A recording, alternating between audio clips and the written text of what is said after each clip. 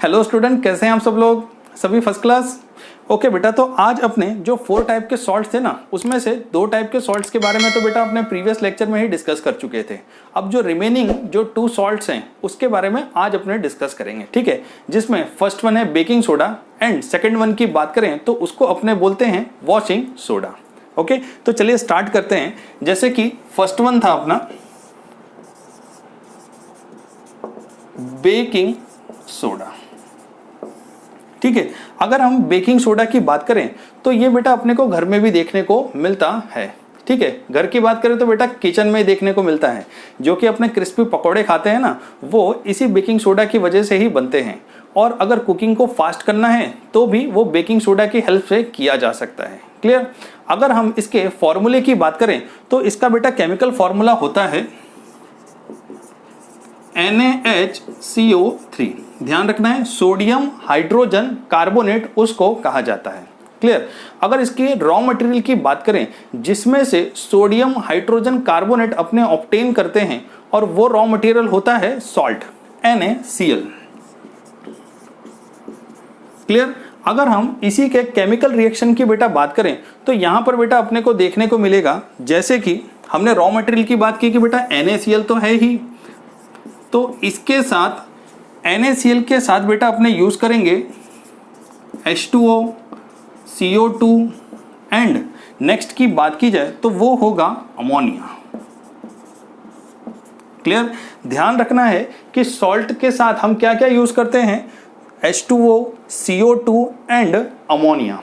Clear? और इनकी reaction हो जाती है तब बेटा अपने को देखने को मिलता है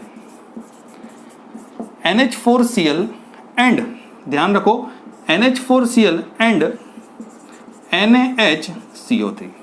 ध्यान रखो, NH4Cl एंड NaHCO3 देखने को मिलता है। अगर हम NH4Cl की बात करें तो बेटा इसको कहा जाएगा अमोनियम क्लोराइड, ठीक है। और इसकी बात करें तो इसको अपने बोलते हैं सोडियम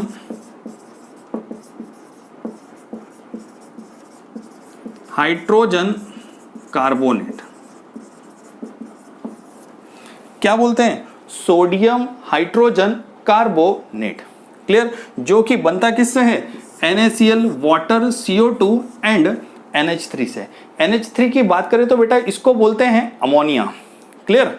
ओके, तो इस तरह से बेटा यहां पर अपने ने इसके रिएक्शन के बारे में तो डिस्कस कर लिया, ठीक है। अगर हम इसकी प्रोसीजर के बारे में देखें तो बेटा अपने को यह देखने को मिलता है कि जितने भी टाइप के एसिड्स हैं, अगर उनको न्यूट्रलाइज करना है तो अपने क्या करते हैं, बेस के साथ रिएक्ट कर देते हैं, जिस वजह से वो न्यूट्रलाइज हो जाता है। तो बेस के साथ ही क्यों करते हैं? तो वो इसलिए करते हैं बिकॉज इसके अंदर अपने को देखने को मिलता है बेटा, ध्यान रखना है, माइल्ड नॉन कोरोसिव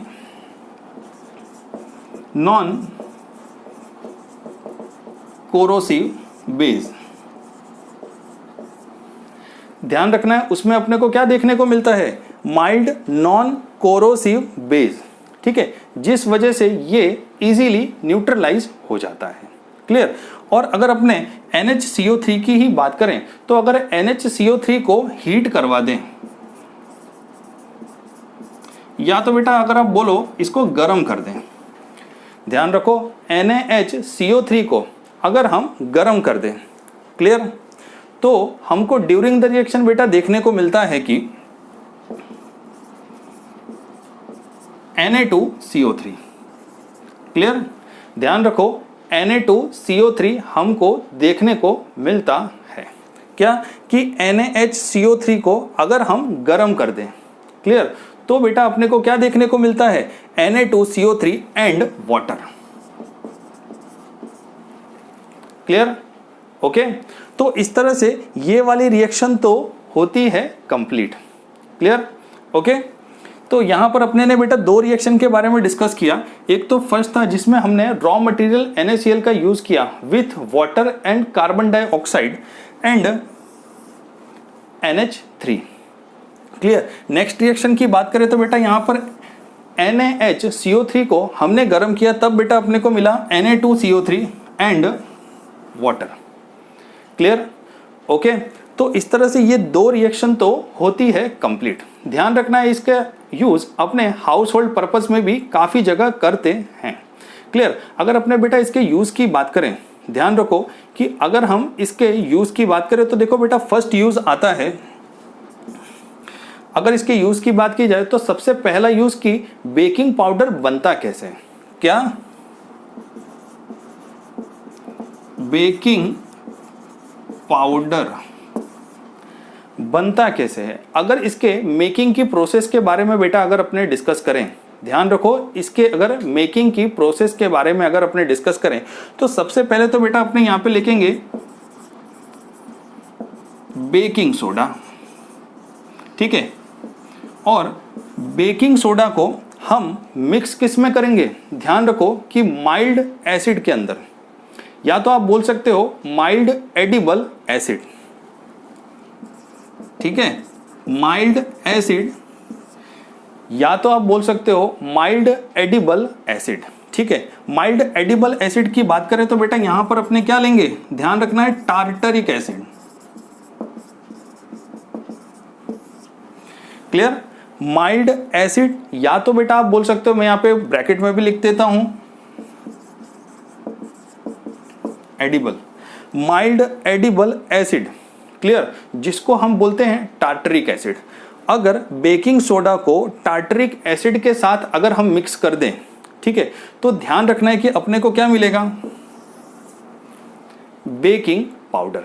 क्लियर। चलो तो जरा इसकी एक रिएक्शन देख लेते हैं, ठीक है। तो एक काम करो, पहले तो आप इसको नोट कर लो और फिर हम इससे रिलेटेड एक रिएक्शन भी देख लेते हैं। ओके।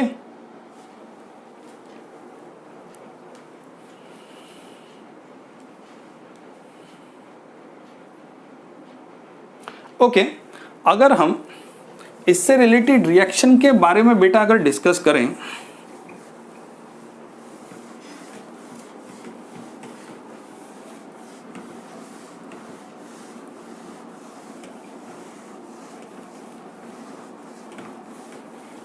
ओके, अगर बेटा इससे रिलेटेड अगर हम रिएक्शन की ही बात करें तो बेटा यहां पर अपने को देखने को मिलता है, जैसे कि मैंने बोला था कि ये NaHCO3 है, इसकी अगर रिएक्शन बेटा अगर मैं H+ के साथ करवा दूं, ठीक है, NaHCO3 की रिएक्शन अगर हम H+ के साथ करवा देते हैं तो बेटा अपने को यहां पर देखने को मिलता है, पहली बात तो हो गया CO2 एंड वाटर। अगर नेक्स्ट की बात करें तो यहां पर क्या मिलता है, sodium salts of acid, sodium salt of acid, ठीक है, सोडियम सॉल्ट ऑफ एसिड हमको देखने को मिलता है। अब देखो यहां पर बेटा अपने को क्या देखने को मिल रहा है, CO2, ठीक है। हमने ब्रेड और केक तो देखा ही होगा, ठीक है, वो फूला हुआ होता है, अगर अपने देखे तो स्पॉन्जी होता है, काफी सॉफ्ट होता है, तो वो इसी CO2 की वजह से होता है। ये जो CO2 प्रोड्यूस हुआ ना, इसी वजह से ब्रेड और जो केक है, क्लियर, वो अपने को सॉफ्ट और स्पॉन्जी देखने को मिलता है। क्लियर। ओके, तो ये फर्स्ट यूज तो बेटा अपने ने इसका देख लिया। क्लियर। ध्यान रखो कि फर्स्ट यूज में मैंने क्या किया है कि NaHCO3 को अगर H+ के साथ रिएक्ट कर दें तो बेटा अपने को मिलता है CO2 and H2O। Clear.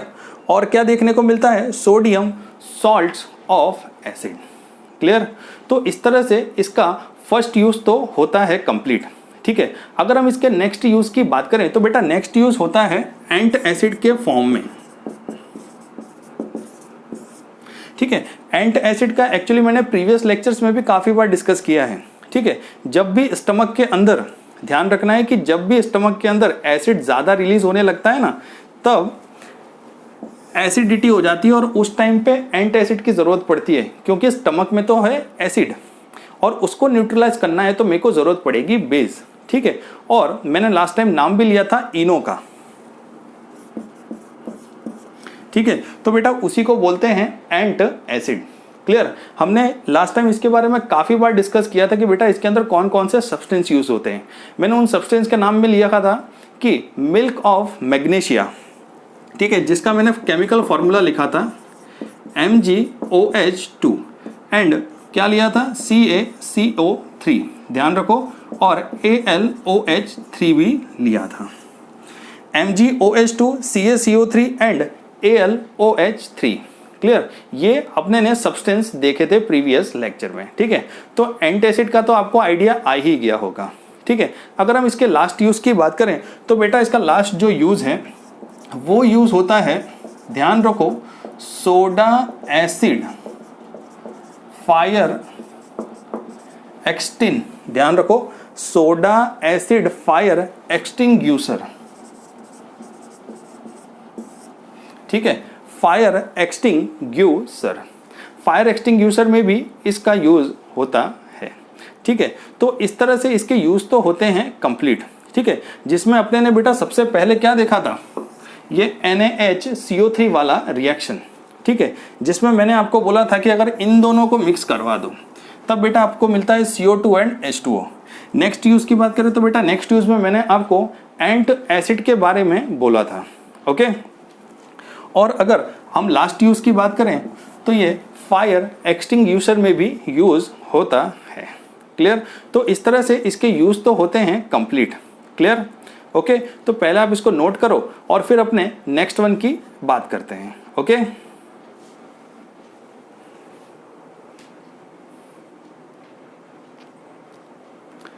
Okay,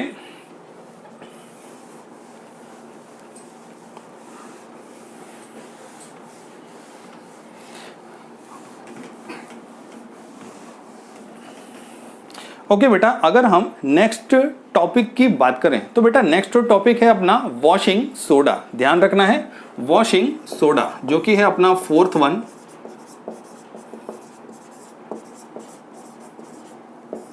ठीक है, अगर हम वॉशिंग सोडा की बात करें तो ये फर्स्ट क्वेश्चन ये आता है कि ये मिलता कैसे है।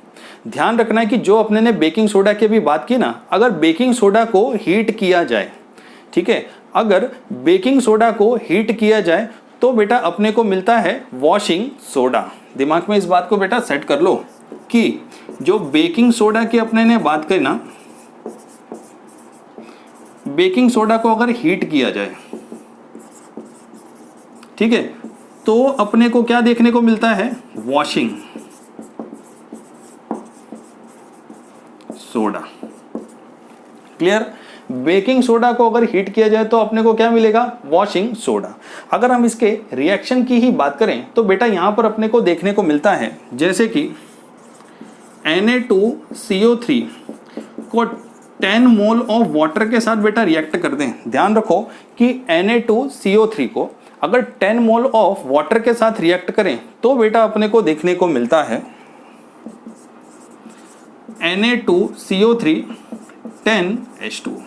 ठीक है, ये क्या हो गया, sodium carbonate. Clear,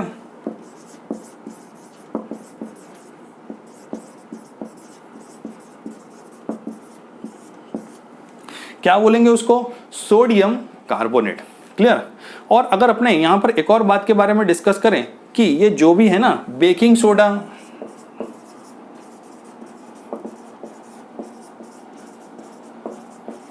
and washing soda,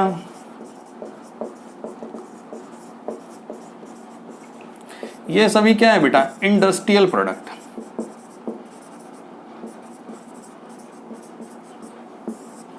ध्यान रखना है कि ये क्या है, इंडस्ट्रियल प्रोडक्ट्स। ओके, क्लियर, तो इस तरह से ये तो होता है कंप्लीट। ठीक है, अगर अपने वॉशिंग सोडा के ही अगर यूज की बात करें तो बेटा यहां पर अपने को देखने को मिलेगा, अगर मैं इसके फर्स्ट यूज की बात करूं तो बेटा जैसे कि ये ग्लास इंडस्ट्री, सोप इंडस्ट्री, ध्यान रखो, glass industry, soap industry, paper making industry. ठीक है, glass industry, soap industry, paper making industry में इसका यूज होता है। ठीक है, नेक्स्ट वन की बात करें तो बेटा मैन्युफैक्चरिंग ऑफ, ध्यान रखो, बोरेक्स। ठीक है, बोरेक्स के मैन्युफैक्चरिंग में भी इसका यूज होता है, और हाउस होल्ड पर्पस में क्लीनिसिंग एजेंट के फॉर्म में इसका यूज किया जाता है। Third one is cleansing agent. ठीक है, हाउस होल्ड पर्पस में क्लीनिसिंग एजेंट के फॉर्म में भी हम इसका यूज करते हैं। क्लियर। तो इस तरह से इसके हमने यहाँ पे 3 यूजेस देखे। अगर मैं फोर्थ वन की बात करूं तो परमानेंट हार्डनेस ऑफ वाटर में भी इसका यूज होता है। Fourth one, permanent hardness of water, permanent hardness of water, ध्यान रखो, परमानेंट हार्डनेस ऑफ वाटर में भी इसका यूज होता है। क्या करने में? रिमूव करने में।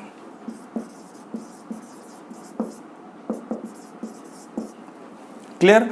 परमानेंट हार्डनेस ऑफ वाटर को रिमूव करने में भी इसका यूज होता है।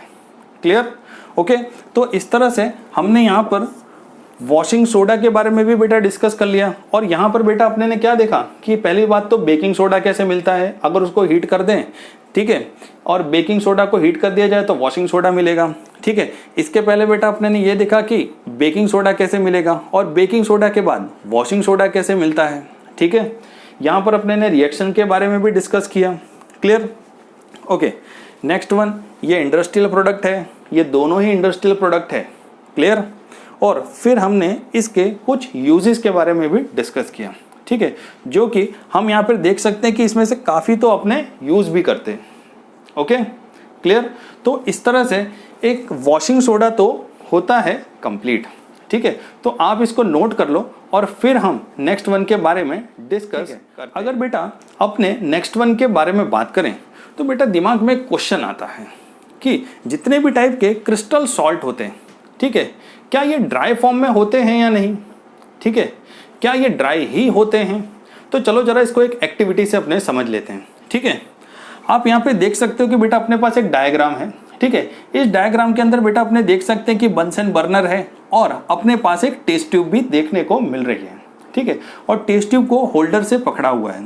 टेस्ट ट्यूब के अंदर बेटा अपने ने लिया हुआ है CuSO4 का क्रिस्टल। ठीक है, ध्यान रखो कि अगर CuSO4 के क्रिस्टल को बर्नर की हेल्प से अगर गर्म करें, ध्यान रखना है कि अगर CuSO4 के क्रिस्टल को बर्नर की हेल्प से अगर अपने गर्म करें तो बेटा क्या होगा? ध्यान रखो कि वहां पर जो वाटर के पार्टिकल्स है ना वो तो चले जाएंगे।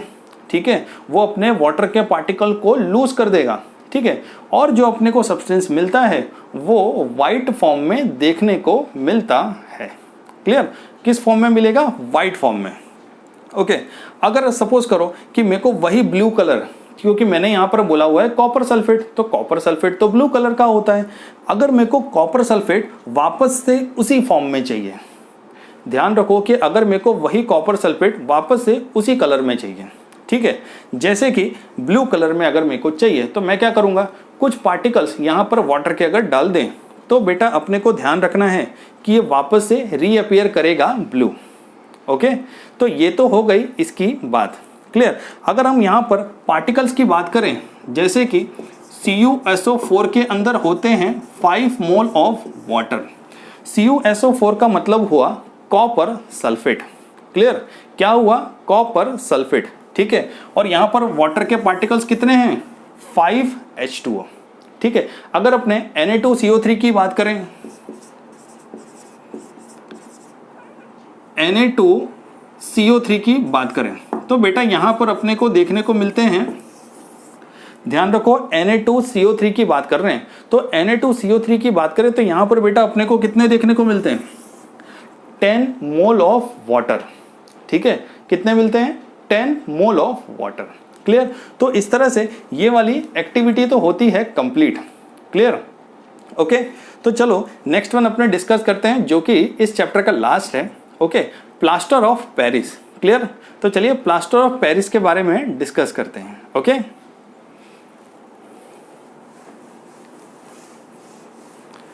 ओके बेटा, अगर अपने प्लास्टर ऑफ पेरिस के बारे में डिस्कस करें, ठीक है, ध्यान रखो कि अगर अपने प्लास्टर ऑफ पेरिस के बारे में अगर डिस्कस करें तो बेटा यहां पर अपने को देखने को मिलेगा, जैसे कि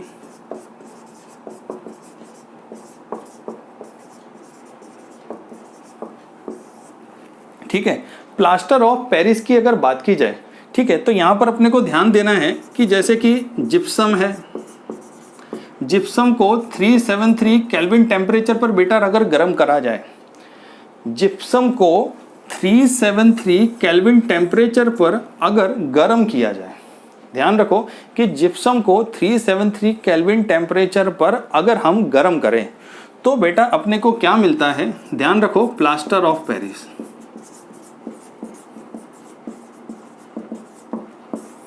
क्लियर, क्या मिलेगा, प्लास्टर ऑफ पेरिस। ठीक है, अगर हम इसके फॉर्मूले की बात करें तो होगा CaSO4 हाफ H2O। ध्यान रखो CaSO4 हाफ H2O, इसको अपने क्या बोलते हैं, ध्यान रखो कि कैल्शियम सल्फेट बोला जाता है, और जो हाफ H2O है ना इसको बोलते हैं हेमी हाइड्रेट। क्या बोलते हैं, हेमी हाइड्रेट। ठीक है, calcium sulphate hemihydrate. Clear, okay, चलो इसका नाम लिख लेते हैं, calcium sulphate Hemy hydrate.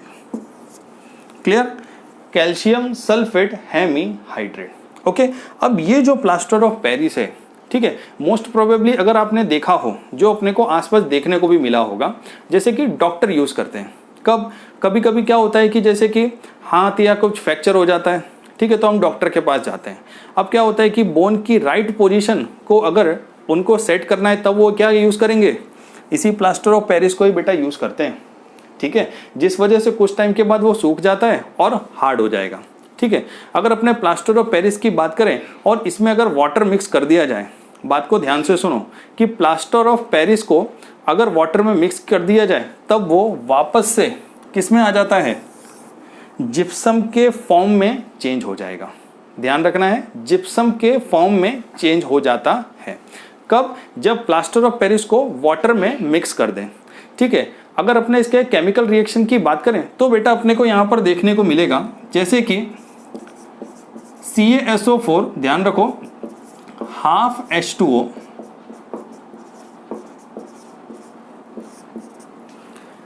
CaSO4 half H2O, ठीक है, का रिएक्शन 1/2 वाटर के साथ अगर कर दें तो बेटा अपने को यहां पर देखने को मिलता है CaSO4 2H2O। ठीक है, बन गया ना जिप्सम, बना कि नहीं। तो बेटा ये क्या है अपना जिप्सम, ये क्या है प्लास्टर ऑफ पेरिस।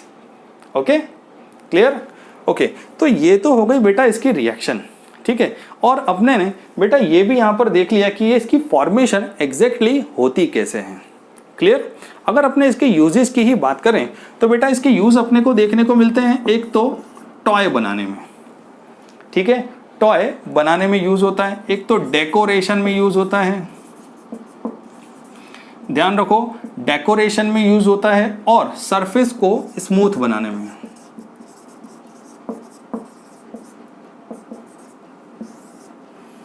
ठीक है, एक तो टॉयज बनाने में, डेकोरेशन में, और सरफेस को स्मूथ बनाने में यूज होता है। क्लियर, ओके, तो इस तरह से इसके एक तो यूजेस कंप्लीट होते हैं, और हमने यहाँ पर इसके ये यूजेस भी देखे और रिएक्शन भी देखे। क्लियर, ओके, तो इस तरह से ये होता है कंप्लीट। तो प्लास्टर ऑफ पेरिस बेटा एक तो कंप्लीट हो गया, ध्यान रखो कि एक तो अपना प्लास्टर ऑफ पेरिस कंप्लीट हो गया और उसके रिएक्शन भी कंप्लीट होते हैं। ठीक है, तो इसी टॉपिक के साथ ये चैप्टर भी आज होता है कंप्लीट। ओके, तो मिलते हैं नेक्स्ट लेक्चर में।